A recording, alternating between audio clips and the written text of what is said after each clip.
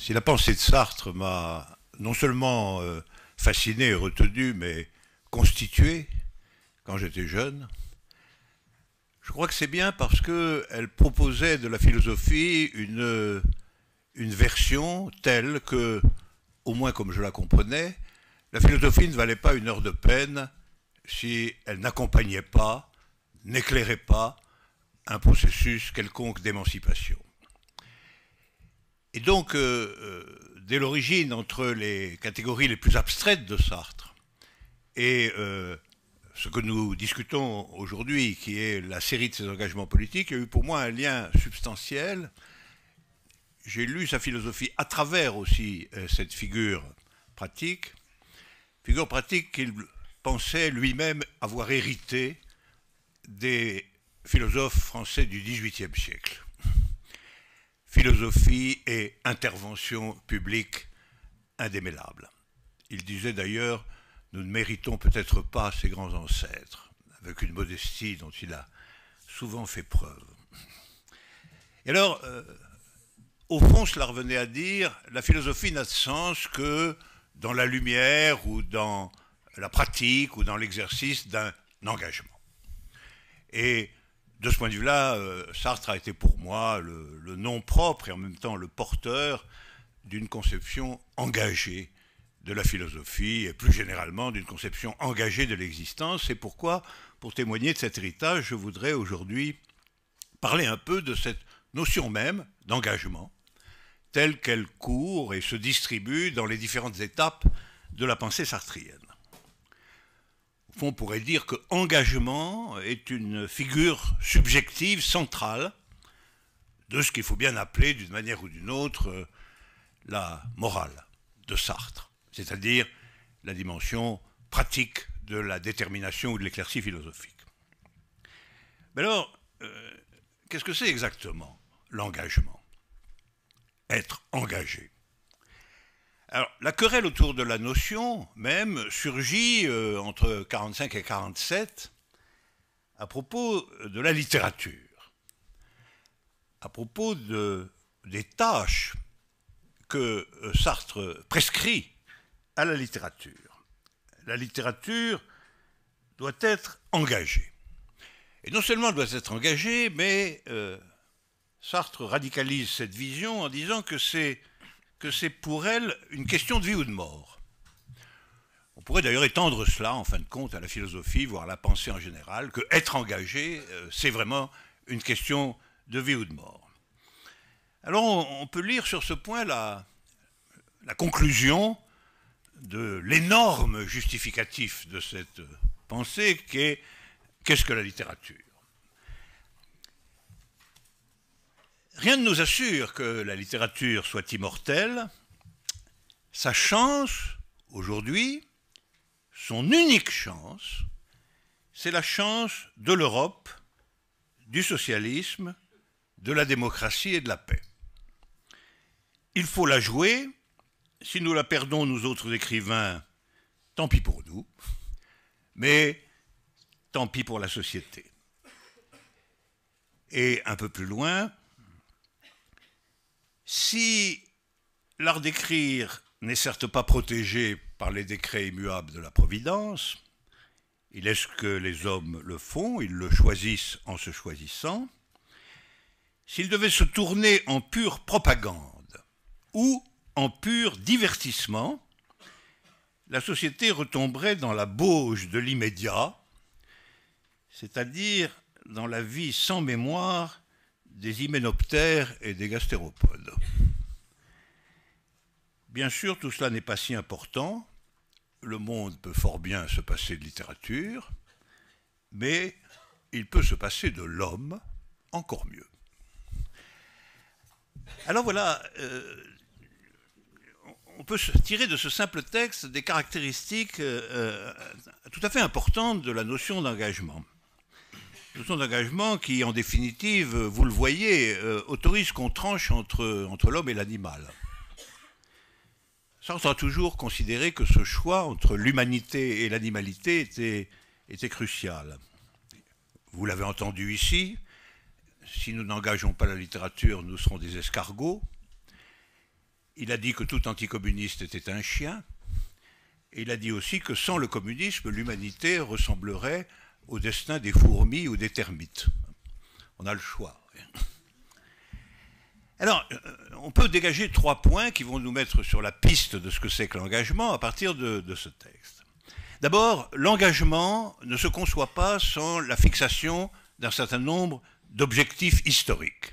Vous avez entendu, là, l'Europe, le socialisme, la démocratie. C'est donc l'engagement, quelque chose qui est au service d'un avenir définissable.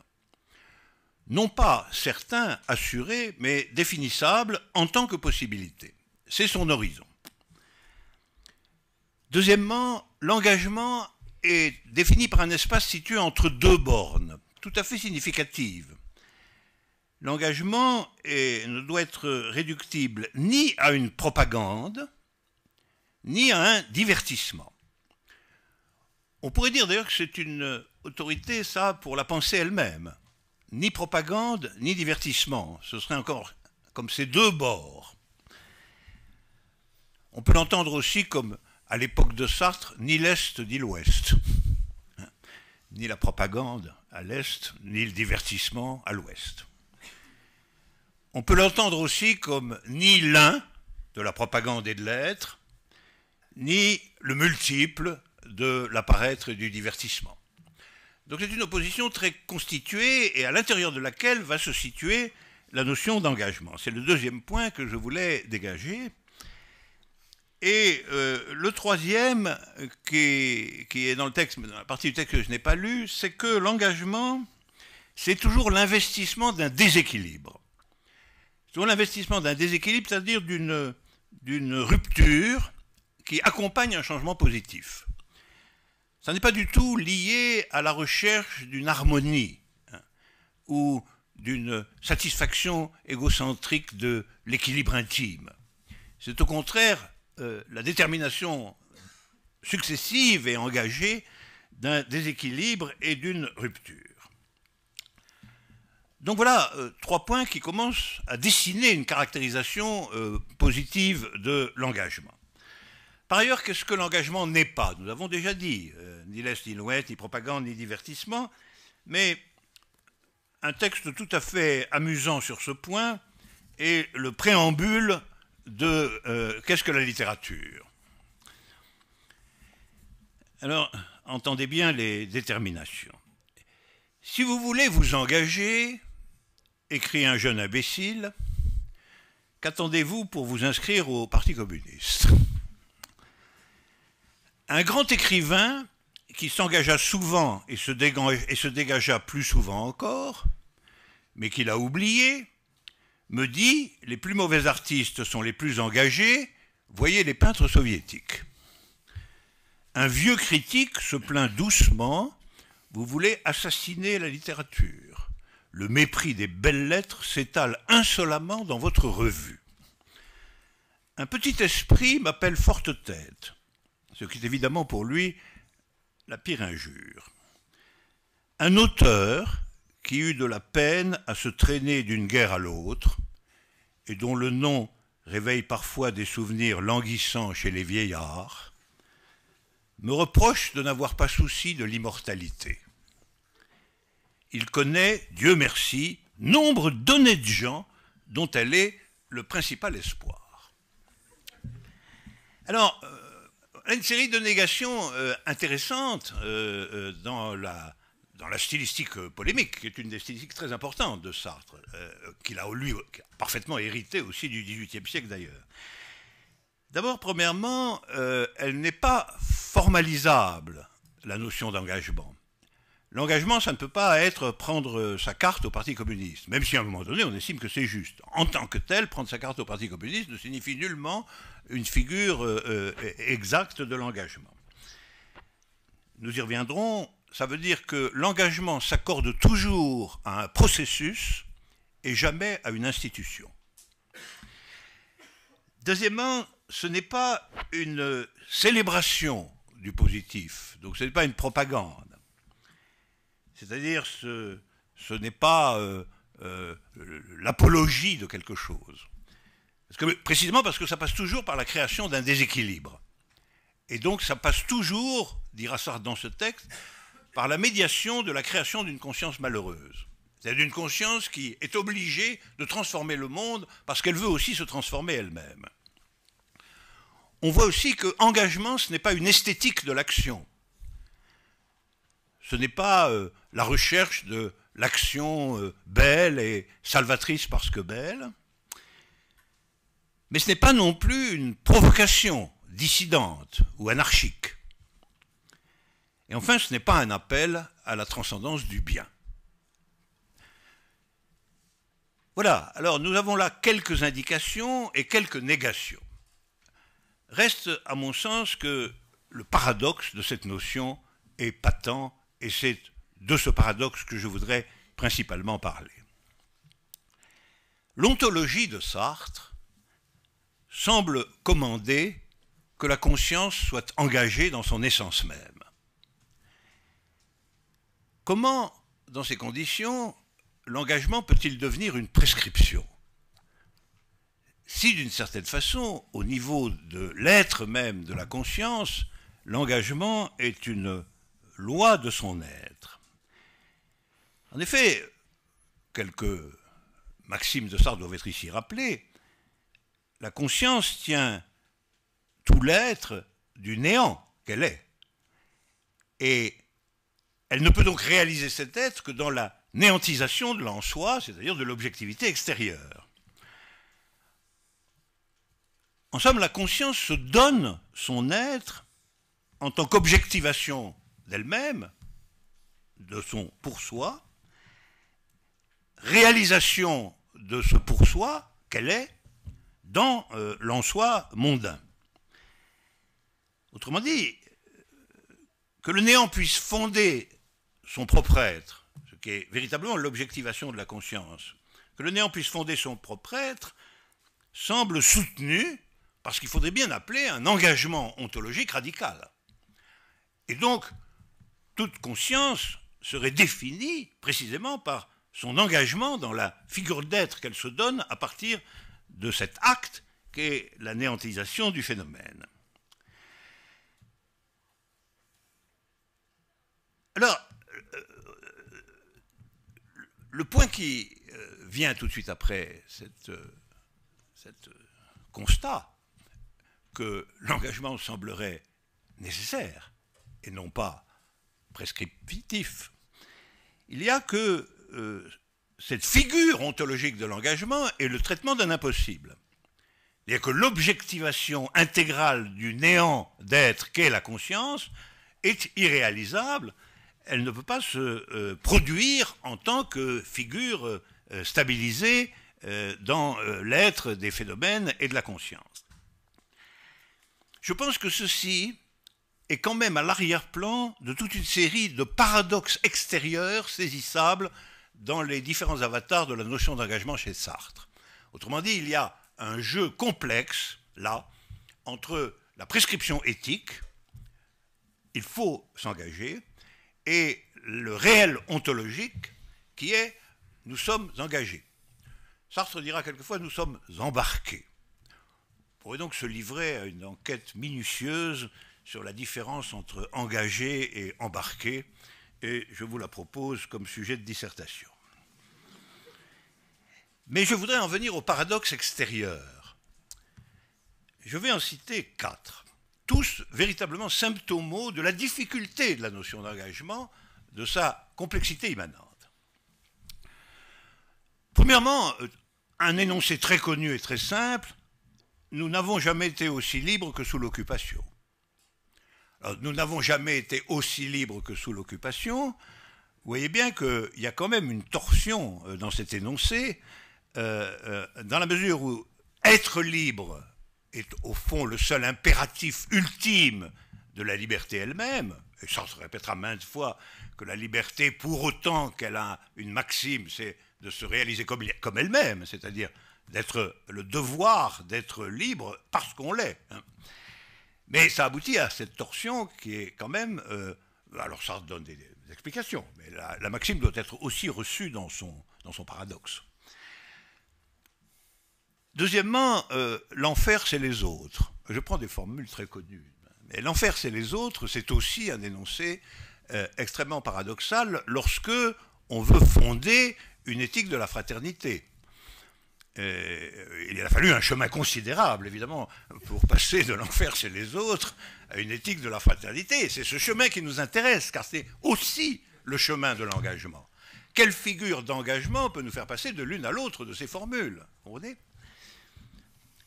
Troisièmement, à l'intérieur même de la notion de fraternité, qui est en effet des figures qui résultent de l'engagement, le fait que le corrélat obligé de la fraternité soit la terreur.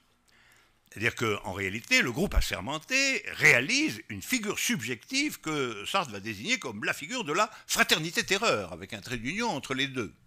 Donc là aussi, on a un paradoxe de nature d'ailleurs à épouvanter particulièrement mon voisin, comme vous l'avez entendu tout à l'heure. Et quatrièmement, un exemple tiré d'une pièce de théâtre, dans Le Diable et le bon Dieu, la grande pièce, qui est entièrement consacrée à l'engagement, en réalité, c'est son sujet. Qu'est-ce que c'est pour Goethe que s'engager? Il commence par penser que c'est faire le mal, puis ça ne marche pas très bien. Il a beau vouloir faire le mal, il fait le bien, enfin bon. Après, il veut faire le bien. Alors, il a beau faire le bien, il fait le mal. Et finalement, il conçoit que la figure de l'engagement, c'est de rallier la lutte des paysans. Alors ça, c'est un point très important de la figure, de la notion de l'engagement. Nous reviendrons sur cet exemple. Mais son engagement dans la lutte des paysans commence par un meurtre. Parce qu'il y a un paysan qui dit qui est plutôt mourir que de t'avoir comme chef, toi. Et Goethe lui dit, eh bien, meurs donc, vieux frère, et il le tue. Alors, évidemment, l'engagement, là aussi, hein, tu aurais pu citer cet épisode, l'engagement dans la possibilité de l'émancipation que représente la guerre des paysans d'Allemagne commence par son contraire, d'une certaine manière. Ça commence par le meurtre d'un paysan, précisément, et en plus d'un des paysans qui est dans le champ de la révolte. Autrement dit, on pourrait dire que l'engagement, du fait même qu'il est une nécessité ontologique pour la conscience, ne peut être qu'une prescription éthique paradoxale. Ça, c'est la thèse que je soutiendrai. Une prescription éthique qui est constamment à l'épreuve de son propre paradoxe. Et c'est parce que cette nécessité de l'engagement ontologique tient sa force de son impossibilité intrinsèque, c'est-à-dire de son absurdité effective. Donc l'horizon ontologique de l'engagement comme figure éthique rationalisable est en définitive une impossibilité ontologique, et sur ce point je veux, pour vous faire entendre encore la voix de Sartre, me reporter, vous relire la conclusion bien connue, la première conclusion de L'être et le néant. Chaque réalité humaine est à la fois projet direct de métamorphoser son propre pour soi en non-soi pour soi, c'est ce que je vous ai dit tout à l'heure, la réalisation de l'être du pour soi, et projet d'appropriation du monde comme totalité d'être en soi sous les espèces d'une qualité fondamentale. Toute réalité humaine est une passion, donc toute réalité humaine semble justement dans la passion de s'engager dans l'être. Toute réalité humaine est une passion en ce qu'elle projette de se perdre pour fonder l'être et pour constituer du même coup un en-soi qui échappe à la contingence en étant son propre fondement. L'ins causa sui que les religions nomment Dieu. Donc nous allons voir que la conscience non seulement est engagée, mais qu'elle est engagée dans le projet extraordinaire de faire être Dieu lui-même. C'est ce que Sartre va dire tout de suite.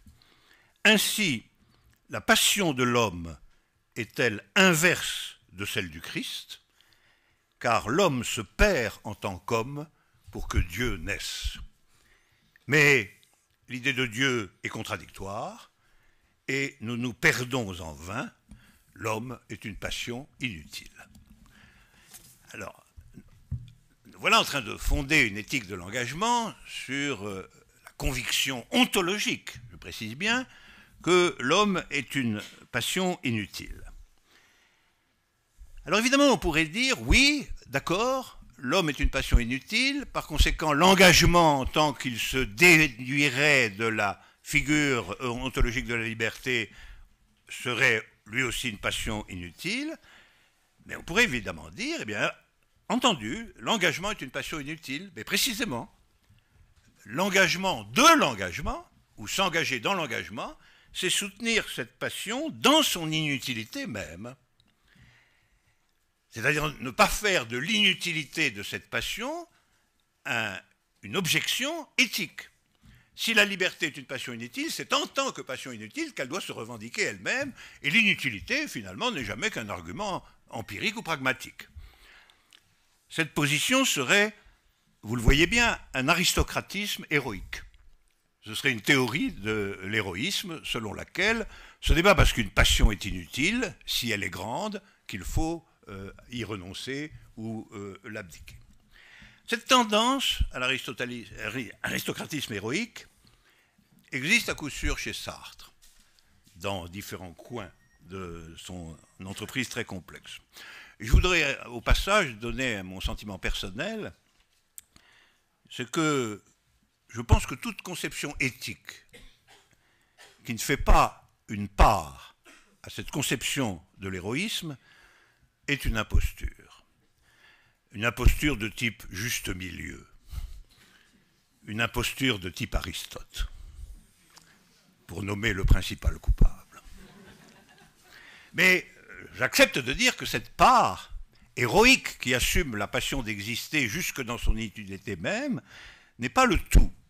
Et ça n'est pas le tout pour Sartre lui-même. Donc Sartre va élaborer un long chemin, à partir de ses textes de 47 et 43 même, un long chemin pour dessiner ce qu'on pourrait appeler une cartographie positive de l'impossibilité ontologique. La passion ontologique ne peut se réaliser, mais les modalités cartographiées selon la nature du monde et du réel de cette impossibilité dessinent quand même des positivités. On pourrait appeler ça les figures modales de l'engagement. Il y a une figure ontologique fondamentale, mais elle se modalise en fonction des circonstances, du devenir historique, de la figure concrète du monde. Pour vous faire comprendre ce point, je partirai d'un nouvel exemple du paradoxe, qui est un passage de la réponse à Camus. Nous sommes en 1952. Et cette réponse à Camus est un texte particulièrement exaspéré, il faut le dire. Tout le thème va être de critiquer Camus au nom précisément de la figure de l'engagement. C'est pour ça que ça nous intéresse. Camus estimant que les données du monde peuvent au contraire commander des figures de retrait, des figures de précaution, des figures de refus de tel ou tel type de violence, et Sartre lui faisant le procès de ne pas s'engager. Mais vous allez voir, vous allez entendre que pour mener à bien ce procès de Camus, Sartre est obligé de donner deux sens finalement différents à la notion d'engagement. C'est ça qui va nous intéresser, cette espèce de scission. Si je pensais, dit Sartre, si je pensais que l'histoire fut une piscine pleine de boue et de sang, je ferais comme vous, j'imagine, et j'y regarderais à deux fois avant de m'y plonger.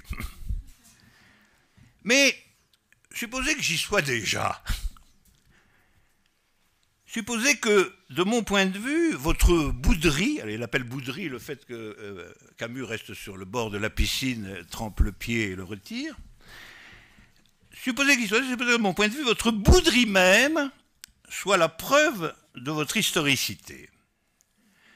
Donc vous voyez là, il va se livrer à une démonstration en boucle tout à fait étrange qui consiste à montrer que, en réalité, la manière de Camus d'être dans la piscine, c'est de déclarer qu'il n'y est pas.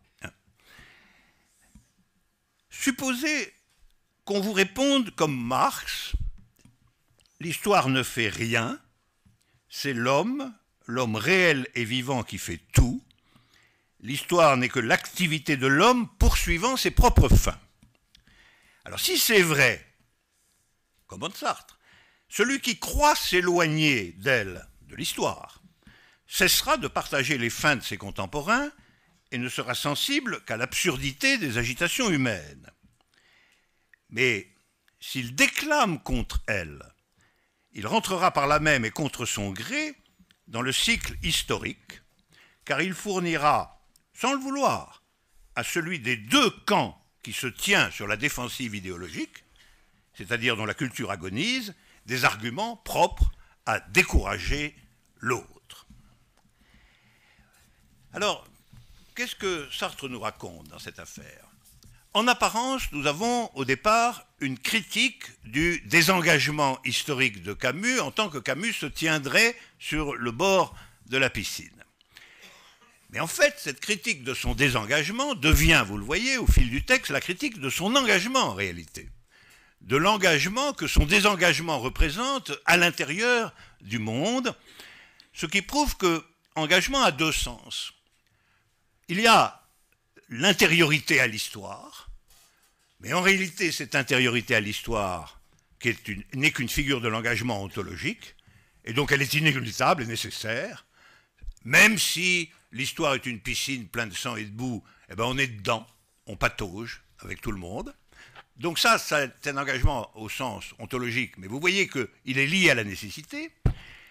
Et puis, il y a l'engagement au sens du choix d'un camp dans un réel qui se trouve être un réel divisé.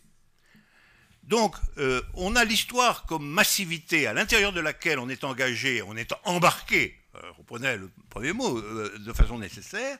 Et puis, il y a la structure effective du monde qui est le nôtre, donc de la particularité de notre monde, ça ne vaut pas nécessairement pour tout le monde, qui est sa division. Alors, ce que va dire Sartre, vous voyez, c'est, certes, au niveau ontologique, nous nous perdons en vain. C'est un fait. Nous ne créerons pas le Dieu qui réconcilie le pour soi et l'en soi, mais il y a deux façons distinctes de se perdre.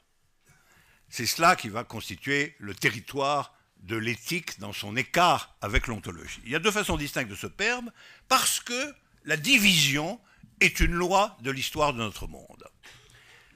Je pense d'ailleurs que le marxisme de Sartre probablement peut se concentrer ou se résumer à cette thèse, et que l'histoire de notre monde est l'histoire d'une division, est l'histoire d'un antagonisme.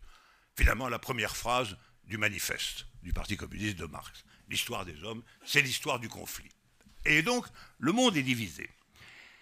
Alors, il y a toujours, dans ces deux camps, quelle que soit leur consistance, un des camps poursuit l'idée qu'il se fait d'une réconciliation de l'humanité tout entière, de l'émancipation de l'humanité tout entière. Sous différents noms, sous différentes politiques, sous différentes formes, mais un des camps se définit subjectivement de ne pas prendre son parti de la division comme une inégalité définitive et constituante, mais de viser, de chercher à la réconciliation.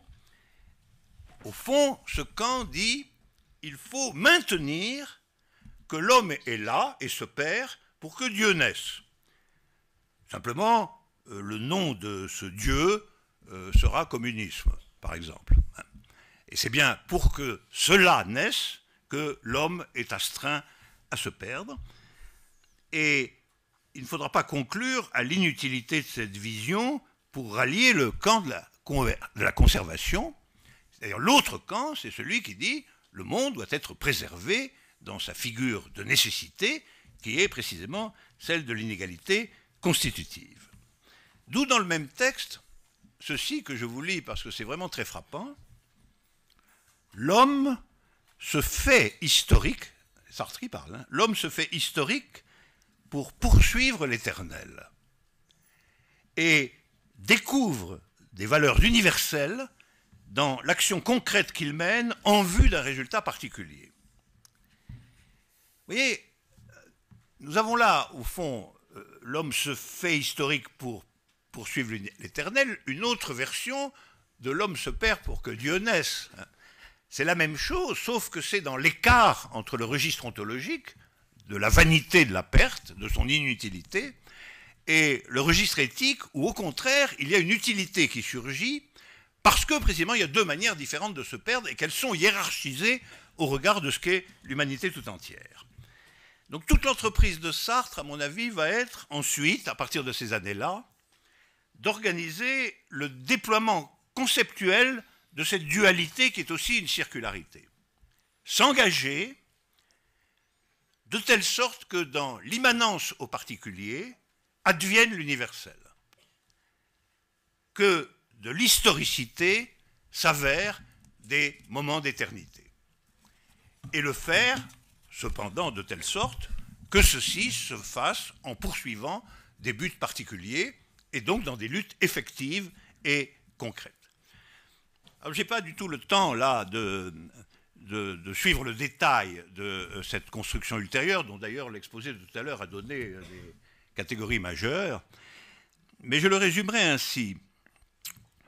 Au fond, le champ social et politique va être découpé par Sartre, en termes de processus, en 5 domaines. 5 domaines. Et les 3 domaines centraux vont représenter les figures potentielles de l'engagement, cependant que les 2 bornes, on va retrouver dans les 2 bornes les figures de l'engagement nécessaire, c'est-à-dire du non-engagement politique, du non-engagement éthique. Alors, je les énumère très rapidement. La première, c'est la sérialité. Alors, la sérialité, c'est l'identité passive de tout le monde à tout le monde. Disons-le simplement comme ça. La sérialité, c'est le mode d'être dans lequel la liberté est totalement engluée dans les formations répétitives du monde, dans sa constitution oppressive ordinaire. L'exemple que prend Sartre et qu'il analyse avec un grand talent, c'est quand on fait la queue pour prendre l'autobus. Voilà. C'est le genre de pratique dans lequel on est immédiatement à sa place, maintenu à sa place, et où il n'y a rien d'autre que la place, d'une certaine façon. Et donc quelque chose qui est en dehors de toute praxis effective. Ensuite, il y a ce qu'il va appeler la division du monde, ce qu'il a appelé la division du monde. C'est-à-dire la possibilité de s'engager au regard d'une découverte de la division du monde. Le diable et le bon Dieu en est un exemple. Après avoir beaucoup cherché, Goethe s'aperçoit que le monde est divisé et que donc il ne peut pas régler son affaire de subjectivité à partir de catégories transcendantes comme le bien et le mal, il faut partir de la division elle-même. Et c'est pour ça que son acte éthique, son engagement propre va être de dire « je rallie la lutte des paysans » parce que c'est elle qui, dans ce monde divisé, incarne le futur de l'émancipation, les autres étant les réactionnaires et les conservateurs. Mais vous voyez qu'à ce niveau-là, il y a encore une sorte d'extériorité. C'est-à-dire que Goethe n'est pas d'emblée pris dans la lutte des paysans, puisqu'il doit la rallier, il doit la rejoindre. On est donc encore, là on est en 1953, on est encore dans un problème plus particulier qui est celui de l'engagement des intellectuels. C'est-à-dire l'intellectuel en tant qu'il est extérieur au conflit populaire et qu'il doit le rallier du dehors. Mais enfin, cette découverte de la division du monde est une figure subjective fondamentale. Ensuite, il y a le groupe en fusion, qui a été analysé tout à l'heure. Alors, le groupe en fusion, c'est en réalité l'émeute, l'insurrection, le surgissement. C'est l'égalité active de tous avec tous. Mais la sérialité, c'est l'identité passive de tous avec tous, et dans le groupe en fusion, nous avons l'identité active de tous avec tous, au regard, évidemment, d'un ennemi extérieur. C'est quand les Égyptiens rassemblés, toutes fonctions et provenances sociales confondues, disent « Moubarak dégage », on est dans la constitution d'une égalité tournante de tout le monde avec tout le monde, qui franchit les barrières religieuses et sociales d'ailleurs, au regard d'un ennemi désigné, qui fait qu'on fusionne dans l'hostilité constituée à cet ennemi et dans la volonté de s'en débarrasser. Alors, le groupe en fusion, on s'y trouve engagé. Ce n'est pas quelque chose qu'on rallie de l'extérieur, comme Goethe le fait pour la guerre des paysans. On est soulevé et transformé, on est intérieurement émancipé, la liberté change de sens, puisque la liberté de chacun se met à équivaloir à la liberté de tout autre, sauf toutefois à la liberté de l'ennemi, hein. N'oublions jamais qu'on est tout de même dans un régime où il y a une exception constituante. Hein. Et puis, en quatrième lieu, il y a le groupe assermenté, qui a été aussi analysé tout à l'heure, le groupe de la fraternité terreur. Et alors cette fois, c'est l'égalité aussi, mais c'est l'égalité au prix de la constante possibilité d'un ennemi intérieur. Le groupe en fusion se constitue au regard d'un ennemi extérieur, mais le groupe de la fraternité terreur, qui est le groupe politique proprement dit, s'institue au prix d'un ennemi intérieur, c'est-à-dire la possibilité permanente de l'existence du traître. Et la trahison intervient ici comme catégorie éthique majeure, puisque le groupe ne peut se maintenir que pour autant qu'il prend tous les moyens nécessaires, y compris les moyens coercitifs les plus violents, pour éviter d'être trahi, la trahison étant la menace de sa dispersion pure et simple. Et au-delà de ça, en quatrième lieu, nous avons l'institution. Le groupe assermenté est encore l'héritier du groupe en fusion, mais l'institution est en réalité le gel, la stabilisation du groupe assermenté dans une figure institutionnelle et étatique, et qui, au fond, est un retour à la sérialité de type nouveau. Parce que dans l'institution, de nouveau, il n'est question que de la place qu'on y occupe.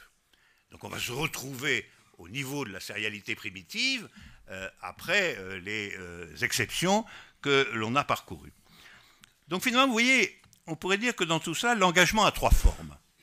C'est comme toujours, quand on analyse de près un concept, on s'aperçoit qu'il n'est pas unifié. L'engagement a trois formes, trois modalités. La première, c'est le ralliement d'un isolé au processus actif de division du monde.